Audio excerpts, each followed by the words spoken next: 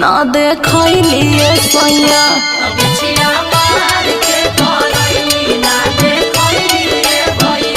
तरवा बिचली अंगुरिये में धसलिए सैया